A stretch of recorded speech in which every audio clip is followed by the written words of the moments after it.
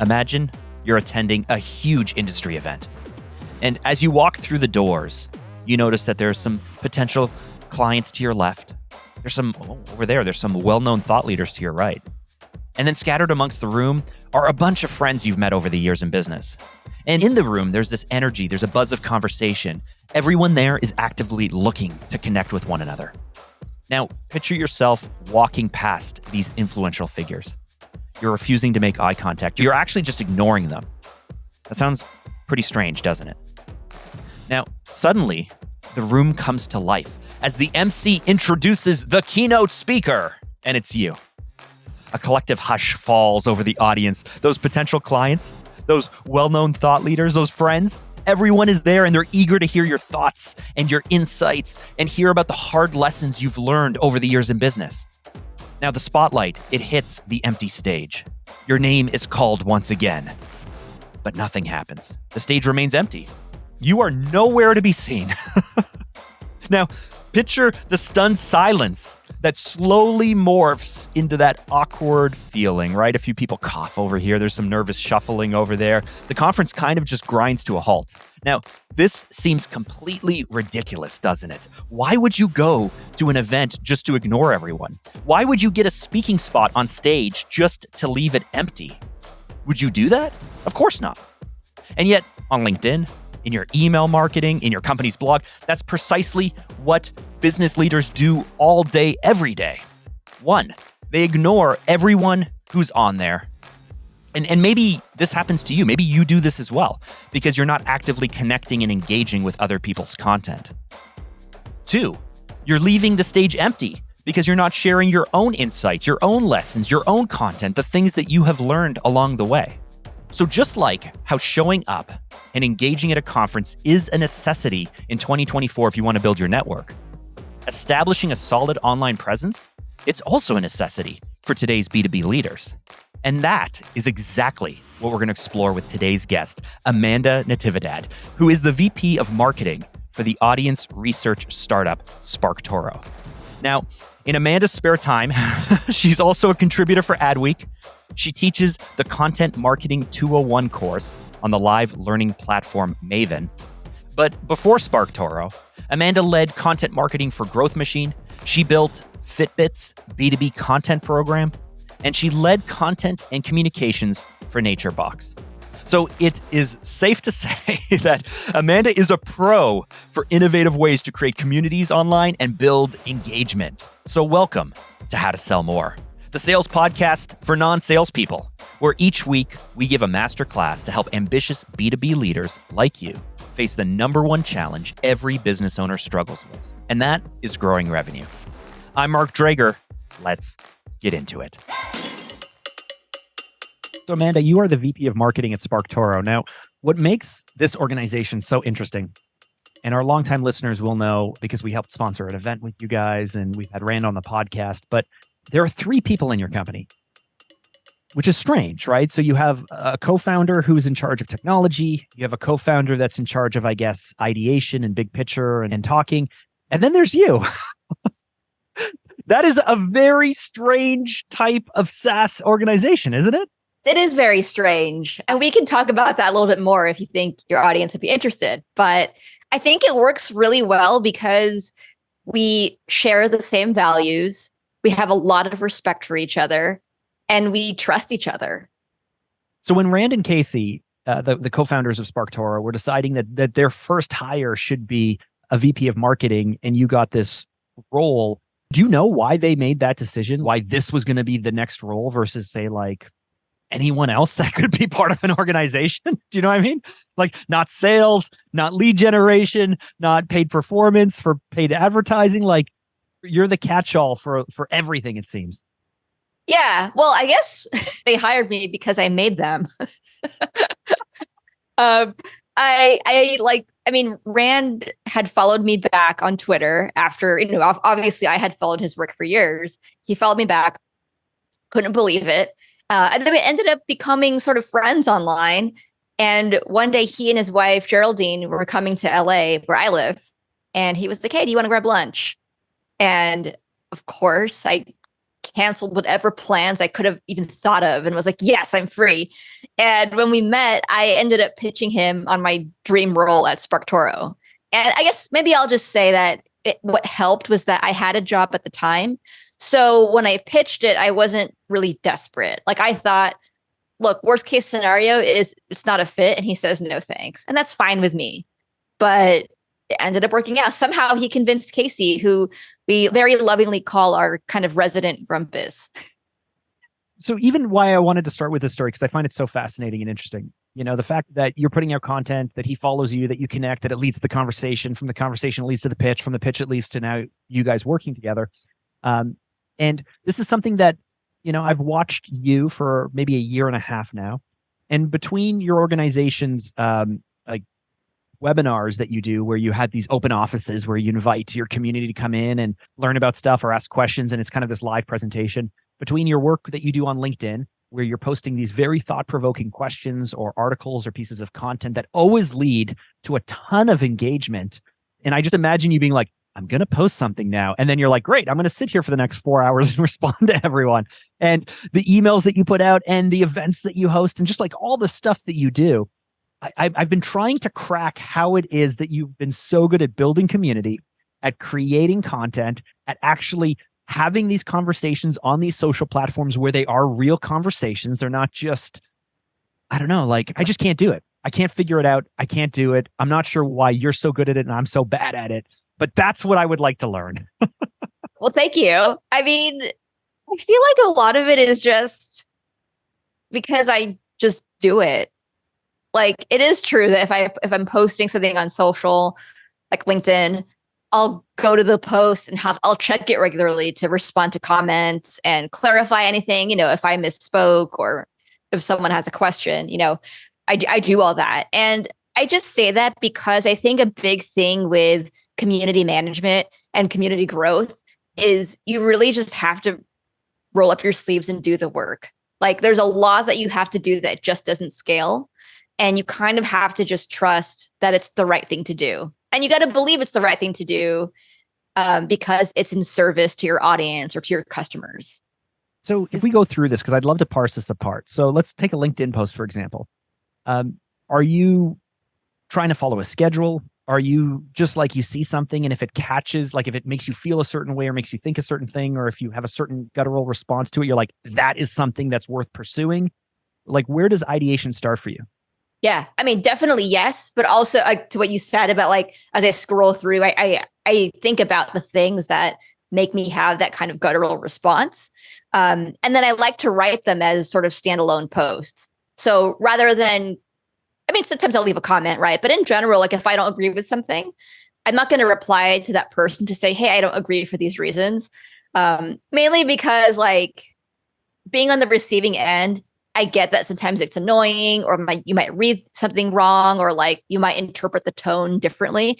And I just don't really feel like having that kind of conversation. But plus, I think my following is sizable enough that if I do that, sometimes, and this actually has happened, sometimes other people will pile on and be like, yeah, like, way to dunk on this person, when that's not something I intended on doing, right? Where sometimes it's just, no, I just wanted to express a different point of view. And now it looks like I'm kind of bullying this person, which I don't like. So anyway, I take that sort of visceral reaction opinion, and then I write it as a post, like as if it would stand on its own without the reader having to have read that previous post. And then I just post that like in a couple days or the following week or something. Okay. I love that, because this is what I bump up a little bit against. So I often will find myself, and I imagine anyone listening to this has had the same experience. You find yourself wanting to respond to something, and then I would write a sentence or two, and then I would delete it. And then I would go, oh, but this really does bother me. And I'd go start to write something, and then I go, oh, no, I don't really feel like getting in a fight with someone on the internet. And then I go back and I forth and back and forth, because I just think there's no way within the context of this small conversation, one, they are certainly not going to get the nuance of my argument. Two, it's going to look like piling on. And so I do nothing. And so I love the tip of like, hey, if you feel that, tuck it away somewhere, or maybe respond in real time, but don't release it in real time. Because the other thing I have to imagine is some people see through that, don't they? Like, don't they know that you're posting like, oh man, that response is clearly to something that I provoked you to do, or that never happens? Well, I think about that, right? Because I don't want someone to connect the dots and be like, oh yeah, I disagree. I hate that person too, Amanda. Where I'm like, no, whoa, I just wasn't even going there. I just had a different point of view that I thought was worth expressing. But I think it's important because I think in doing so, right, and in finding a way to frame your argument as a standalone piece, something you're also doing is sort of tapping into that cultural conversation without doing it in a way that's so on the nose. You know what I mean? Mm-hmm. And then you mentioned that you do plan to spend time engaging. Sometimes people give you comments that I feel that you can respond to and have a conversation with, and others, sometimes I just look at them and I'm like, I have no response to this. I don't have anything to add. I don't have anything to say. I kind of want to say like, thanks for commenting, but that feels weak. So I always feel like it's more work trying to figure out how to engage with the comments than it is to actually create the original content to begin with. Do you have any cheat codes for us in terms of how we could have that commenting and interacting be better? Help me get better at this, please.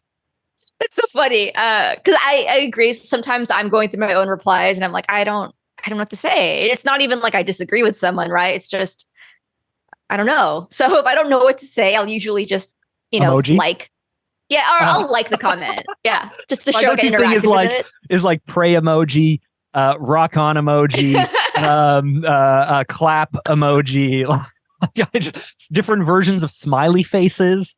I'm hoping that people see that I'm like, thanks for commenting. But so what I'm looking for is you to tell me, Mark, that's enough. Like there's no hard and fast rules to this. Yeah, or just hit a like. I think mainly it's that you want to make sure that you're replying to like at least half the comments, right? And I think nobody expects you to reply to every single one. And like past a certain point, I'll stop checking it or engaging with it just because like it's just too much at that point. But for LinkedIn, for instance, where there's a sort of longer tail or longer shelf life in which your content is being served up, right? It might even be like a week or two. I usually drop off from responding after a couple days. And at that point, I might even just mute the post, like if in case it's overwhelming. But I think mostly it's that you want people to see that you're actually engaging and listening and taking into account feedback, but nobody expects you to reply to everything. And finally, if you see somebody like a familiar face or name and you think like, wait, I think this person comments a lot, I do try to make sure I reply to those people, even if it is to say like, thank you so much for your thoughts, just because I feel like it's important to kind of acknowledge your fans, so to speak, or the people who are supporting you. Ooh la la, you're so bougie, your fans. Everyone has fans. Now, you have obviously been building SparkToro's following and you're in charge of that brand, but you also have a personal brand. And I know from past things that you've shared that I've just picked up along the way that you're like really into makeup tutorials or like into different aspects. When it comes to B2B plays, do you like to cross those boundaries, or do you suggest we can only be known for one thing on each platform? I'm only going to be known for one thing, and I'm just going to talk about that one thing. How much, because there's been a lot of advice over the years to like share your passions and and sometimes I just think no one gives a shit that I'm into like going to musicals. I don't think like, maybe they do, but like, unless if I figure out a way to say, and I'm bringing this up because I'm working on a post right now about this, like the things I've learned by watching these 8 Broadway musicals over the last year, unless if there's a way I can tie it back to something, I don't think anyone cares that we're interested in these things. How do you navigate that? Yeah, I tend to agree.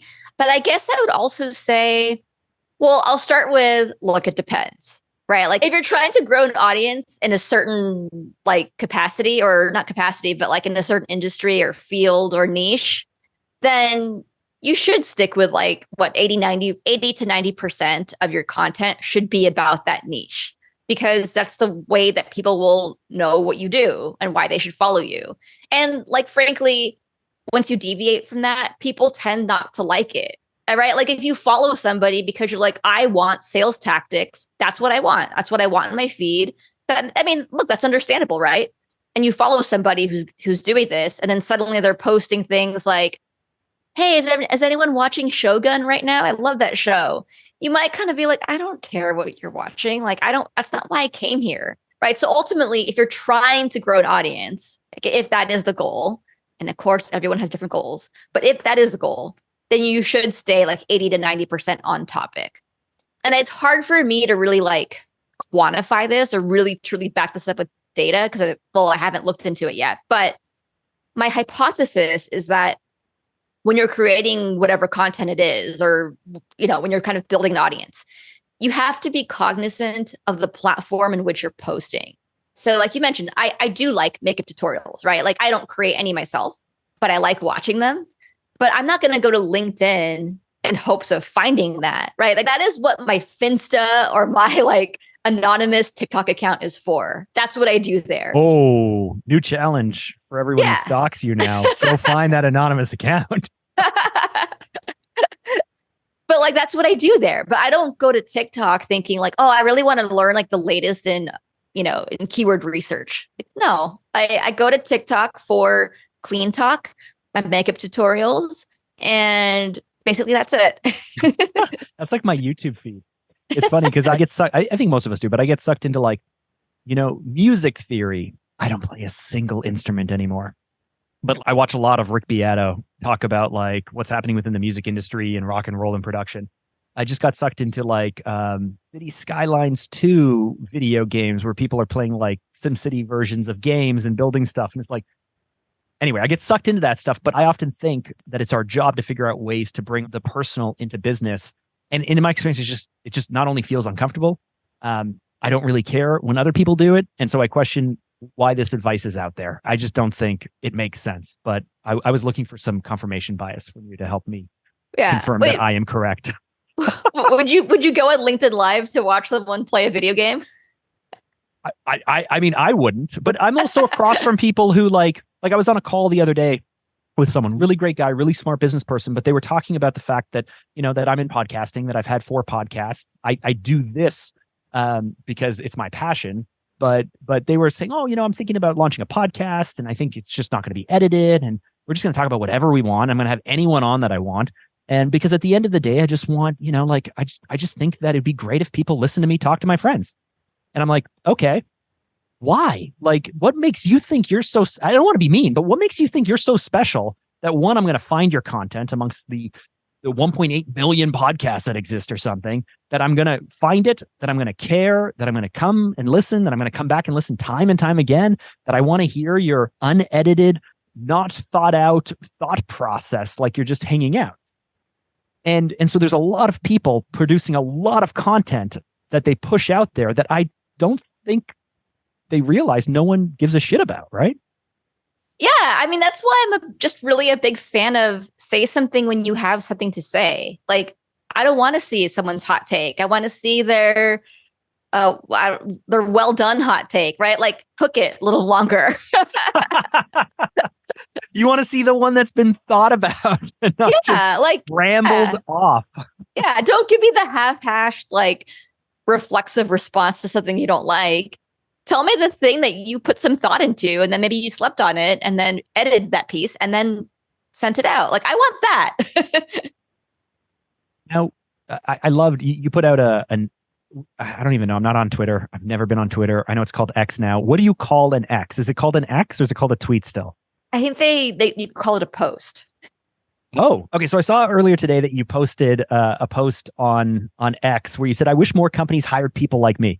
Now, that right away got my attention because I was like, wow, brag a lot, but there's more. Hold on. I work at a tiny software startup. I get to write blog posts whenever I feel like it, send a newsletter that reaches 60,000 people, which I think all of us as listeners would love to be able to have on our list, and work on product-led growth tactics that do a lot of heavy lifting. You make your own deadlines. You rarely have meetings. Last week, you randomly stopped working at 11 a.m. and ended up drinking and hanging out with my family all day. You're well paid. You don't manage a team, but you do roll up your sleeves and get stuff done. So the reason I bring this up is a lot of the advice we're focused on, it's not replicatable if you work in an extremely corporate environment, if you work to a content calendar that has to put stuff out, if you don't use any data or don't track anything. if you post but never comment on what people are doing. And so have you gotten results because you're kind of have a lot of luxuries at your disposal and that has allowed you to get the results that you've got?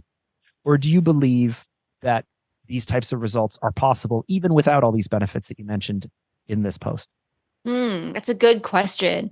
I do think it's a little bit of both, right? So when I joined SparkToro, I was very lucky to join with having access to an email list of something like 40,000 people, right? Even that's a lot.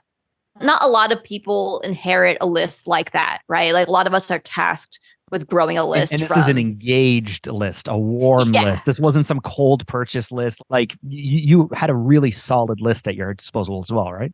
Right, absolutely. And we clean our lists regularly, like once every 3 to 4 months or so. So we do it regularly. So we make sure it's a good quality list. So part of it is that, right? And there's also that luxury in working with Rand Fishkin, right? Like someone who is a literal marketing legend. Of course, like that is a luxury that I have as a scrappy marketer. On the other hand, I say this because I think it's important that people know, like, a lot of like my personal brand, like my audience growth, a lot of it was before I even joined SparkToro. I think when I joined SparkToro, I only had like maybe something like 20,000 followers on Twitter X, right? Like that's not nothing, right? Going from 0 to 20,000 was all me. And so when people say like, oh, it's just so easy for you because you work with Rand, I do see that. Like I acknowledge that I do have that sort of competitive edge. But at the same time, it's also me, right? It's also the fact I rolled up my sleeves. I did the work, right? I grew on Twitter largely by writing these really high engagement threads that gave marketing advice. And I would publish these maybe about once a week or so. So I did this once a week for several months. And on one hand, it's like, oh, that's a lot. On the other hand, right, you could also say like each of my threads is about like maybe 200 words, if that. So it's also like saying, yeah, I did one 200-word blog post a week for like several months. That's not that much work, arguably. How do you know if something's good or not if you work in an organization that doesn't have KPIs or deadlines or targets or any of that stuff? Like in a world where you can be anything and you can do anything and you could spend your time anywhere, how do you decide what is most valuable for SparkToro? Yeah, that's totally fair. So, we focus on chill work, right? That's what we call it. We focus on outcomes, not input. We focus a lot on trust, respecting our boundaries. So to that, I'll say like, sure, I make my own deadlines. I don't have somebody hounding me each day like, oh, where's that thing? But I do set deadlines, right? And I know that there are things happening at the company that I need to align with, right? So like we have, for instance, one self-imposed deadline is our twice per month newsletter, right? Every other Wednesday, I know that I'm going to be working on that and editing it before it goes out on Thursday.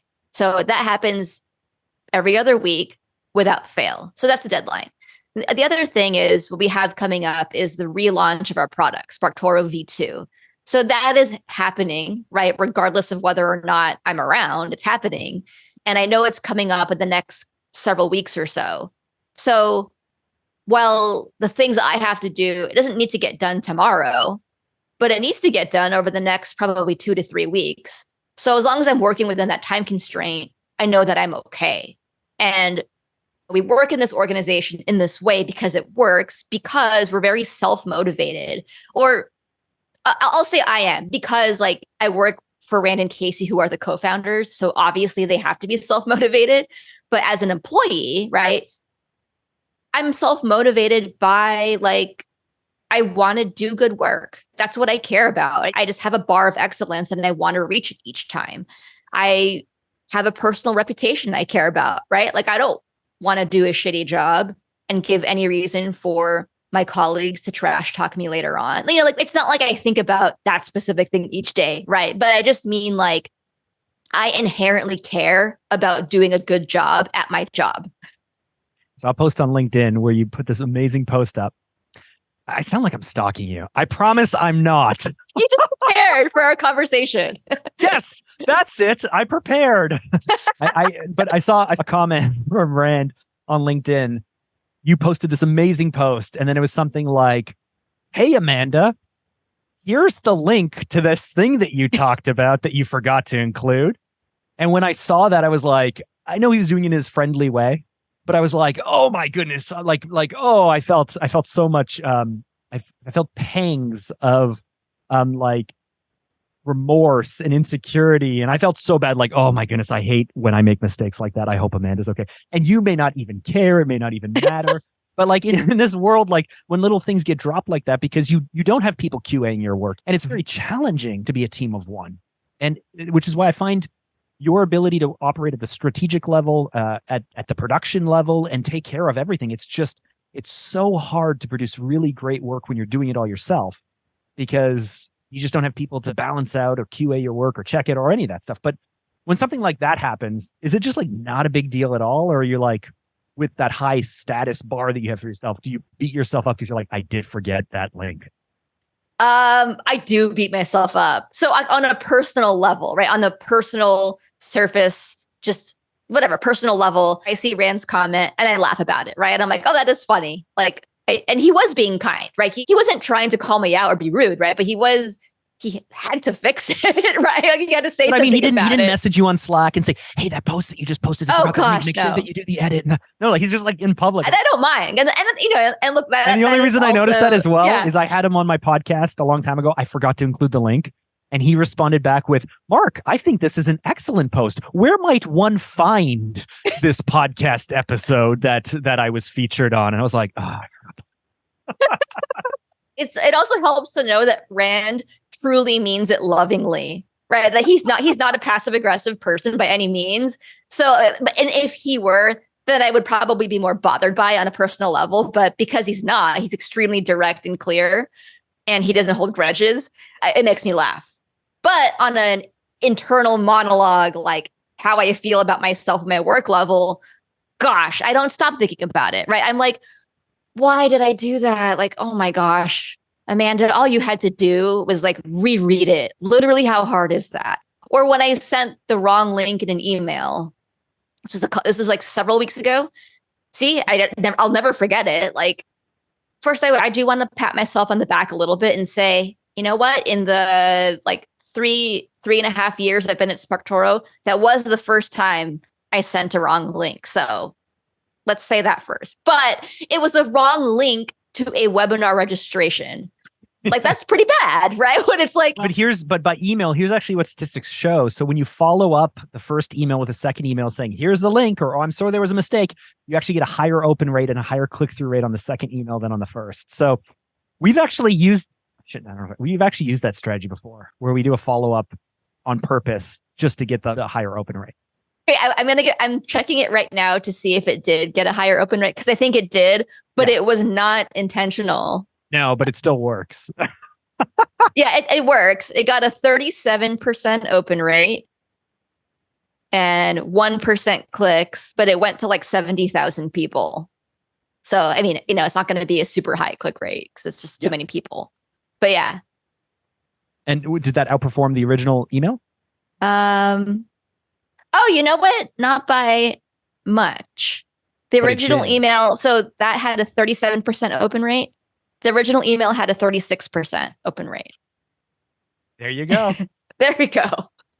Where I'm going with this is, if you're listening and you are responsible for your marketing team, you're responsible for sales, you're C-suite, you're an owner or operator, and you're thinking, I know that we don't do content marketing well enough. I know we don't do lead nurturing well enough, or our email sequence aren't strong enough. Or I was talking to a client the other day who we're working with because this was his quote: "We are old school. We need to be new school." So there are a lot of businesses out there that just don't have the Amanda, but they also don't have the 3, 4, 5, 6, 7 different team members or different specialties or different things that they need.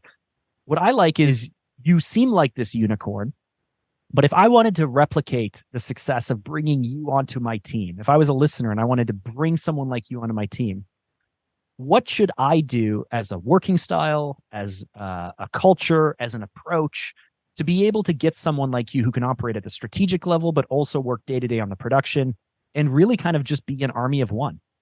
So, okay, one thing I want to start with saying, and I actually meant to say it earlier, but I lost track, is bringing it back to business outcomes, right? Like define success in the role through business outcomes, not through marketing metrics, right? So a marketing metric is something like 8,000 impressions, right? Or like 36 versus 37% open rate on an email. Exactly. Which right. And frankly might not matter. And the 1% might not matter because at the end of the day, if it's a webinar, you want signups, right? Right. Or maybe exactly. signups don't even matter. Maybe it's purchases or whatever it might be. Yeah. Yeah. So like those are marketing metrics, right? And it's not to say that those don't matter. It's that the success of a role like mine, where I'm wearing many hats and serving at a strategic and a tactical level, that's not what matters day to day, right? Like if my newsletter tomorrow has only a 39% open rate, that doesn't like ding my paycheck, right? And it shouldn't. But we're focused on business outcomes. Like, how is the content that I create in service to growing our business in some meaningful way? Whether that is helping a customer to retain, helping somebody get more value out of the tool they're already paying for, bringing in new leads, right? Like those are, to me, business outcomes. And I think the more that business leaders focus on that, and the more they can stay aligned with their marketing team or marketing person with that, the more successful they can be. So that's a really important thing. And so what I also want to call out there is ensuring that your content is meeting these business objectives. And there are ways to do that, right? I've written a blog post on this, but looking at these sort of KPIs for quality to gauge whether your content is high quality through these sort of business outcome focused KPIs, right? So some examples of that, like a KPI might be like number of deals closed, number of deals started, right? Getting some attribution on like, just by way of like, how did you hear about us? Like through our content, right? Having that in the drop-down field. Like these are all sort of ways of gauging the quality of your content and thus whether you are making a business impact. And so most of your work is focused on awareness, brand building, and obviously it leads to these business KPIs, but you're not working through your data to build attribution models to track, original traffic source tied to conversion or cost of acquisition per lead source or any of that type of stuff. You focus mainly on brand building, I would say more like a softer experiential type content. Is that correct?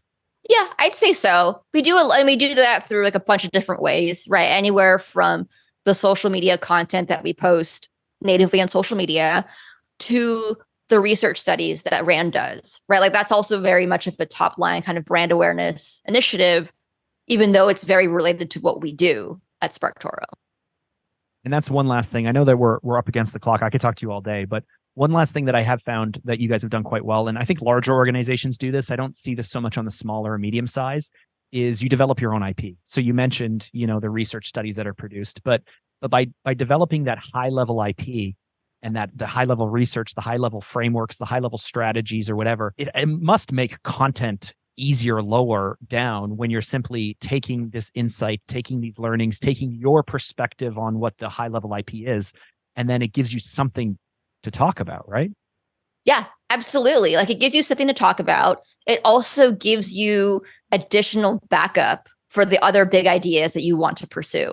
That's also really important. So when you create your own IP, you could think of it as creating this like awesome, defensible repository of claims for yourself, right? Like these are the things I'm going to reference. Here's how I can prove what I believe in. Here's why I think this trend is going in this direction. Like creating your own IP enables you to do all these things. It ultimately helps your content be more sustainable over time. And so final question as we wrap up the conversation, I have this realization a few years ago, but I have this saying that I write down quite often whenever I like to create, not like a motto, but I like to have an intention whenever I'm going into something. We were working on a client project the other day where our client's content is often ripped off and replicated by people overseas. They just like literally steal it and replicate it. And so our intention going into the strategy work, the quote that I put at the top of the page document for everyone on the team was, "Let's see you steal this, fuckers."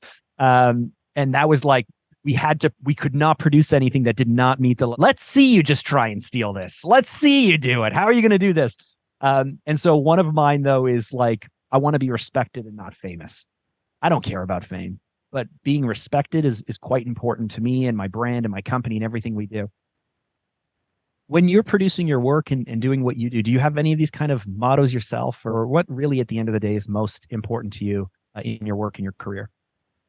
Yeah, I definitely think about respect, right? Like I want to be respected, but I also want to respect myself. Like, do I feel good about this thing that I'm saying? Maybe the other thing that I think about too is I don't want to be wrong. Right. So that's one way to look. Not every post, and I'm going to explain. It's not that I have discomfort about being proven wrong about or changing my opinion. It isn't that.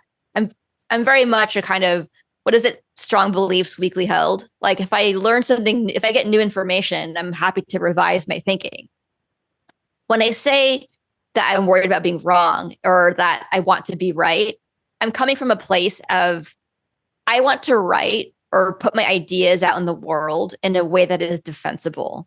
And the best way that I can make this defensible is to write from my own experiences. So what I'm not going to say is I'm not going to say everyone needs to write their blog post this way. Right? I don't think there's one way to write blog posts. What I will say is I think the best way to write a blog post is to infuse it with your experience. Here's how I do it.